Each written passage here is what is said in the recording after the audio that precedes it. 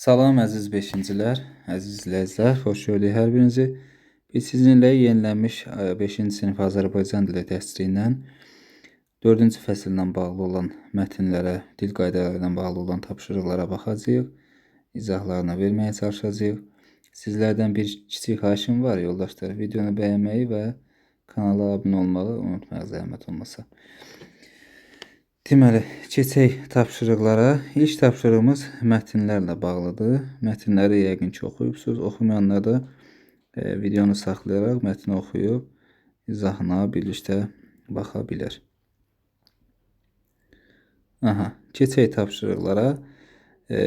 Söz ehtiyatı ilə bağlı birinci tapşırıqlardır. Bizə deyir ki, kontekstdən çıxış edərək stereotipi qırmaq ifadəsini izah edin. Oxuyaq, görək stereotipi qırmaq nə anlama gəlir. Bir vaxtlar elə düşünürdülər ki, qadınlar marafon qaçışında iştirak edə bilməzlər. Çünki onların buna fiziki gücü çatmaz. Lakin 1967-ci ildə Boston marafonunda Catherine Switzer adlı bir qadın bu stereotipi qırdı. Deməli, yoldaşlar, düşüncə, belə deyək də, qəlibləşmiş düşüncə formalaşmışmış ki, qadınlar marafonda iştirak edə bilməzlər, bu qaçış məsafəsini keçə bilməzlər kimi bir şablonlaşmış bir düşüncə var idi, bir stereotip var idi. Bu qadın da, Catherine adlı bu qadın da o məsafəni qət eləyərək bu düşüncəni, stereotipi düşüncəni qırdı. Yəni, bu daşlaşmış, qəlibləşmiş düşüncəni qırdı ki, yəni əslində qadınlar da bu yarışda iştirak edib qalib gələ bilərlər. Stereotip də budur. Stereotipi qırmaq bu düşüncəni, bu formalaşmış, daşlaşmış düşüncəni belə deyək də ləğv etməkdir, qırmaqdır. Növbəti tapşırığa baxırıq. Telepatiya sözünü xatırlayın, onun mənasını izah edin. Telepatiya məsafədən duyma deməkdir. Yəni, hiss orqanlarının köməyi ilə fikir və duyğuların müəyyən məsafəyə ötürülməsi, məsafədən duyma anlamlarını ifadə edir. Bunları belə deyək də, yoldaşlar, ümumiyyətlə, mənası sizə aid olmayan sözləri lüğətlərdən, müxtəlif söz lüğətləri var. Elə telefonunuza da yükləyərək, məsələn, Azlex deyə bir proqram var, o proqramı yükləyərək bilmədiyiniz, mənası aydın olmayan sözləri ora düzgün yazış formasını yazırsınız və onun izahları aydın şəkildə orada göstərilir. Yəni, bu proqramlardan istifadə eləməyi məsləhət görürəm. Telepatiya da həmin anlama gəlir. Aşağıdakı məlumatlardan çıxış edərək antipatiya və simpatiya sözlərini izah edin. Anti Yunan dilində qarşı əks, simpatiya Yunan dilində duyğu, məhəbbət. Yəni, duyğuya əks duyğu, məhəbbətə qarşı ifadələrini verir. Antipatiya, simpatiya və antipatiya əks mənalı sözlərdir. Deməli, antipatiya, yoldaşlar, ikrah deməkdir, nifrət deməkdir. İkrah, nifrət anlamlarını ifadə edir.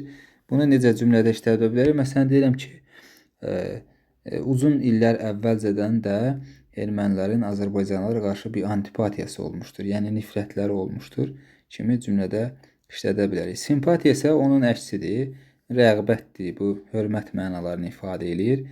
Məsələn, deyirəm ki, mənim o adama qarşı bir simpatiyam var, yəni hörmətim var, rəğbətim var mənalarını ifadə eləyir. Sonra növbəti tapşırığa baxırıq. Aşağıdakı sözlərin mənasından çıxış edərək ultramarafon termini izah edin. Sizcə ultramarafon qaçışında məsafə 40 km-dən çoxdur, yoxsa az? Ultra mikroskopik, səhhəddən artıq kiçik, gözlə görünməyən, ultra müasir, ifrat dərəcədə müasir. Deməli, ultra çox mənasını ifadə eləyir. Ultramarafon termini də bu məntiqlə deməli 42 kilometrdən daha çox məsafəni ifadə eləməlidir. Deməli, mətndə də biz marafonun müxtəlif növlərini görürük. Baxın, burada yazılıb ki, artıq idmanda yarım marafon, yəni bir normal marafon neçədir? 40-42 kilometr məsafədir. Yarım marafon da 20-21 kilometr məsafələrə əhatə edilir. Sonra 1/4 marafon isə 10 kilometr, 11 kilometr məsafələrə əhatə edir. Ultramarafon isə 42 kilometrdən daha çox, bu 100 kilometr filan ola bilər. Marafon anlamına gəlir. Sonra növbəti tapşırıq odur ki, aşağıdakı cümlədə marafon sözü məcazi mənada işlənmişdir. Kontekstdən çıxış edərək bu mənanı izah edin. Rəqs marafonu səhərdən axşama qədər davam edir. Bu tədbir mənasını ifadə edir. Rəqs tədbiri. Məsələn, deyə bilərik, başqa mənada deyir, başqa cümlədə məcazi mənada işlədin. Məsələn, seçki marafonu keçirildi və s. kimi marafon sözünü məcazi mənada işlətmək olar. Nə anladınla bağlı anlama bacarıqlarının yoxlanmasıdır bu. Doğru və yaxud yanlış. Yəni biz mətni oxumalıyıq diqqətlə və orada bizə dedikləri şərtlərdən hansının doğru, hansının yanlış olduğunu anlamalıyıq. İlk müasir olimpiya oyunları Afinada keçirilib. Müasir olimpiya oyunları Afinada keçirilib. İlk olimpiya oyunları bəli Afinada keçirilib. Birinci olimpiya oyunları. Hər il keçirilən marafon yarışlarında yalnız peşəkar idmançılar iştirak edirlər. İlk müasir olimpiya dediyi üçün müasir Afinada keçirilib. Doğru fikir kimi götürmək olar. Hər il keçirilən marafon yarışlarında yalnız peşəkar idmançılar iştirak edirlər. Bu yanlış fikirdir. Çünki burada biz başqa şəxslərin də iştirak etdiyini görürük. Yəni təkcə orada belə deyək də peşəkar idmançı olmaq şərt deyil. Əlavə şəxslər də iştirak edə bilər. Məsələn, baxın deyir, Bakı marafonunda hər il minlərlə insan iştirak edir. Marafon işləri arasında tanınmış ictimai siyasi xadimlər, ictimai siyasi xadim peşəkar idmançı deyir ki, mədəniyyət, incəsənət adamları, tələbələr və s. iştirak edə bilər. Yəni müxtəlif adamlar da iştirak edə bilər.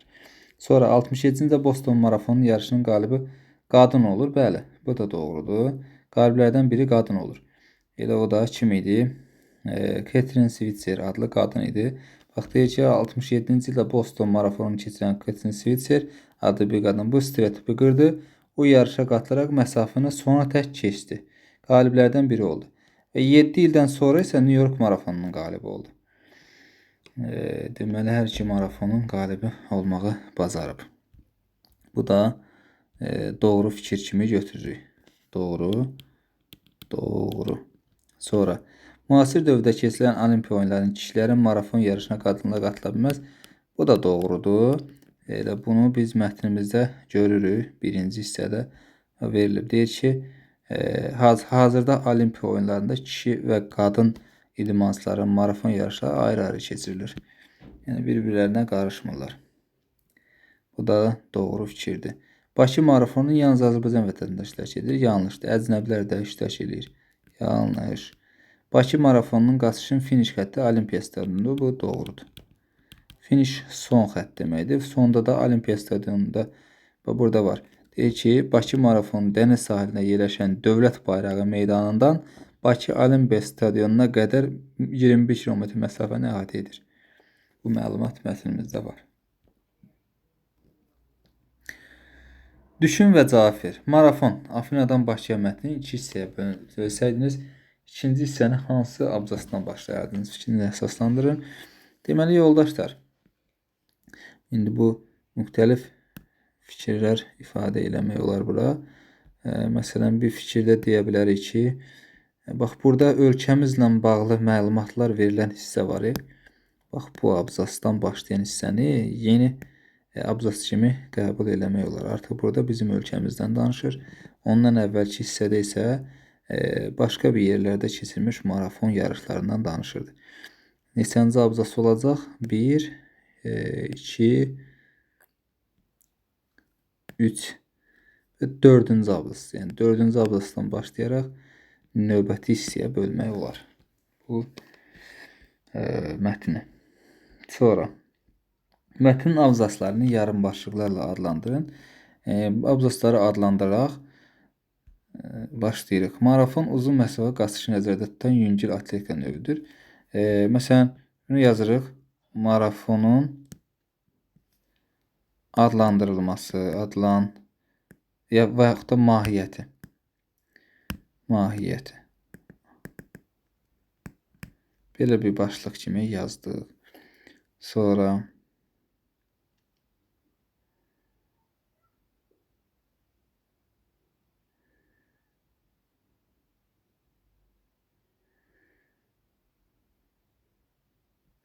İkinci abzas. Bir vaxtlar elə düşünürlər ki, qadınlar marafon. Məsələn, bunun başlığı qoya bilərik. Stereotipin dağılması. Bu başlığı qoya bilərik buna. Və yaxud da yarışda qalib olan qadın. Yarışda qalib gələn qadın. Gələn qadın. Başlıqları verə bilərik. Sonra növbəti abzas. Klassik marafon yarışlarında qaçış məsafəsi təxminən 40 km olsa da bu kilometrin çox məsələn, burada növlərin verib. Məsələn, deyə bilərik ki, marafonun növləri. Marafonun növləri. Başlığını verə bilərik bu hissəyə. Sonra marafon dəniz sahilində yerləşən Dövlət Bayrağı Meydanından Bakı Olimpiyasına məsafə nədir? Ona görə də bu idman növləri yarışması adlanır. Məsələn, deyirəm ki, ölkəmizdə keçirilən marafon və yaxud da belə deyək də ölkəmizdə keçirilən marafonun ərazisi, bu Bakı Olimpiyada, Bakı Bayraq Meydanından Bakı Olimpiya Stadionuna qədər olan hissəni əhatə edir. Növbəti abzasın adlandırılmasını verə bilərik. Bakı marafonunda hər il minlərlə insan iştirak edir. Marafonun iştirakçıları arasında tanınmış ictimai siyasi xadim. Məsələn, yaza bilərik. Bakı marafonunda iştirak edən adamlar. Marafonunda iştirak edən adamlar. Bu başlığı biz bura verə bilərik. Sonra yarış qaliblərə təltif etmə mərasimi Bakı Olimpiya Stadionunda olur. Günü burada hər kəs üçün açıq olan əyləncə zamanı təşkil edilir. Stadionda iştirakçılar və seçicilər üçün müxtəlif konsert və şənlik fonları keçirilir. Məsələn, deyirəm ki, təltif edilən qaliblər. Bu hissəyə bu başlığı yazmaq olar. Növbəti hissə başlayır, abzas başlayır. Buradan Bakı marafonda bir sıra texnoloji yeniliklər tətbiq olunur. Sonra belə ki, iştirakçıların qaçış nömrələrinin üzərinə xüsusi çip yerləşdirilir. Bu idmançının marşrut boyu göstəricilərini izləməyə, finiş xəttini keçərkən göstərdiyi nəticəni görməyə imkan verir. Yazırıq, məsələn, iştirakçıların izlənməsi. Bu başlığı verdik. Sonra Bakı marafonu küləyə qalib yarışları altında təşkil olunur. Onun əsas məqsədi idmanı sağlam həyat tərzindən təbliğ etmək, insanları xeyirxah məqsədə bir araya gətirməkdir. Başlıq kimi veririk bura. Bakı marafonunun məqsədi.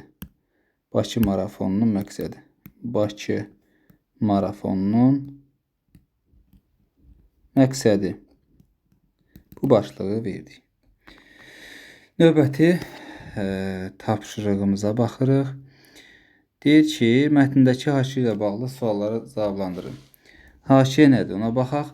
Haşiyə budur ki, mətnlərdə bəzən varlıq, hadisə və ya problemlə bağlı əlavə məlumat haşiyədə verilir. Yəni, dizaynına görə əsas mətndən seçilir.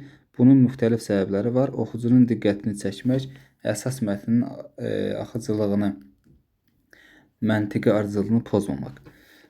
Deməli, haşiyənin bildiyi məqsədi nədir? Niyə işlənir? Deyir, sizcə haşiyədə verilən mətn bədidir, yoxsa qeyri-bədi? Fikrinizi əsaslandırın. Müəllif nə üçün bu məlumat haşiyədə verib? Müəllif haşiyəni bu maraqlıdır adlandırıb. Bəs siz haşiyəni, mətnin hansı başlığı adlandırırsınız? Haşiyəni oxuyaq biz. Haşiyə hardadır? Baxın burada. Bu maraqlıdır başlığı altında verilmiş haşiyə. Oxuyuruq. Catherine Switzer Boston marafonuna qatılmaq üçün Switzer soyadı ilə qeydiyyatdan keçdi. Ona görə də təşkilatçılar yarış iştirakçıları arasında qadın olduğundan xəbər tutmadılar. Lakin Catherine idmançılar arasında görünəndən yarışın meneceri qaçış zolağına çıxdı. Rədd ol mənim marafonumdan deyə qadını itələyib zolaqdan çıxarmağa çalışdı. Ancaq bu cəsur qadın hörmət və simpatiya ilə yanaşan kişi marafonçular menecerə mane olub onun özünü zolaqdan kənarlaşdırırlar. Bax, bu bədii mətindir. Bədii mətndə hər hansısa bir hadisəni bizə nağıl eləyir. Bu bədii mətnin xarakterik xüsusiyyətidir. Sonra növbəti sual. Müəllif nə üçün bu məlumatı haşiyədə verib? Haşiyənin məqsədi nə idi? müxtəlif səbəbləri var. Deyir, oxucunun diqqətini çəkmək, əsas mətnin axıcılığını, məntiq arzını pozmamaq. Deməli, belə deyək də, o obraz haqqında əlavə məlumat vermək, oxucunun diqqətini çəkmək üçün haşiyədən istifadə edib. Müəllif haşiyəni bu maraqlıdır adlandırır. Bəs siz haşiyəni mətnin hansı başlıqla adlandırırsınız? Haşiyəyə biz adlandıra bilərik. Müxtəlif adlar vermək imkanımız var. Məsələn, deyirəm ki, belə deyək də,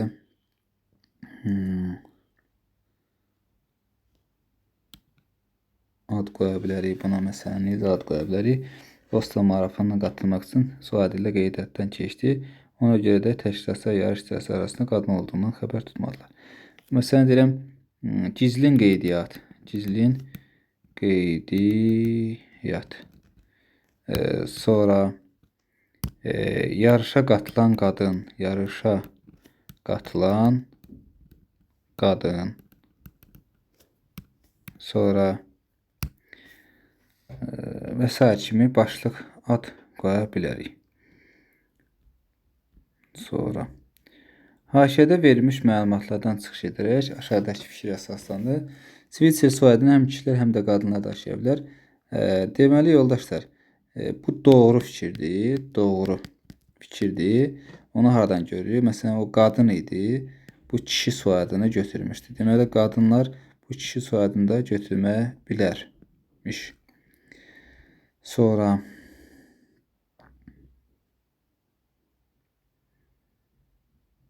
2020-ci başı marafonun hazırlanmış reportaj oxuyun. Əsas məlumatları qeyd edin.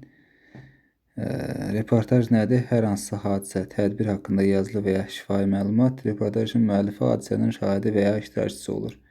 Deməli, reportaj nədir? Küləyə qalib gələnlər.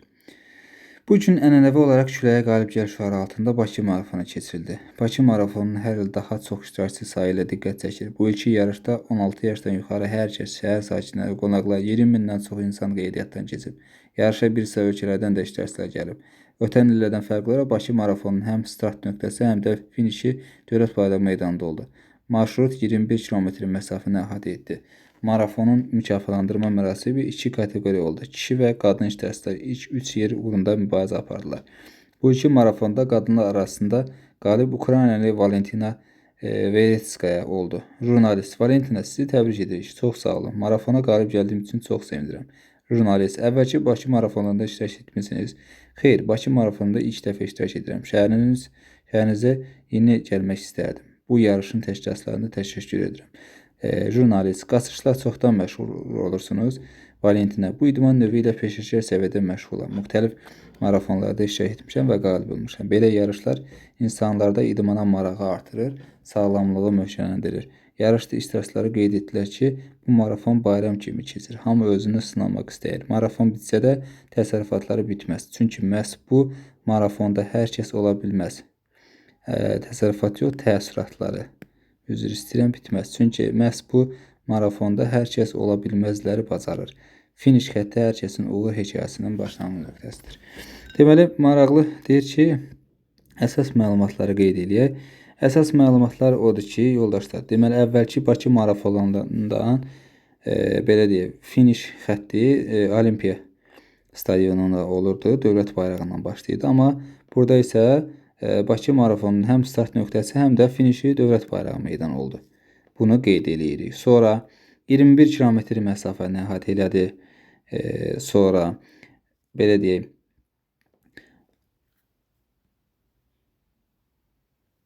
məsələn, qadınlar arasında qalib Ukraynalı Valentina Veretskaya oldu kimi belə deyək, əsas məlumatları qeyd eləyə bilərik.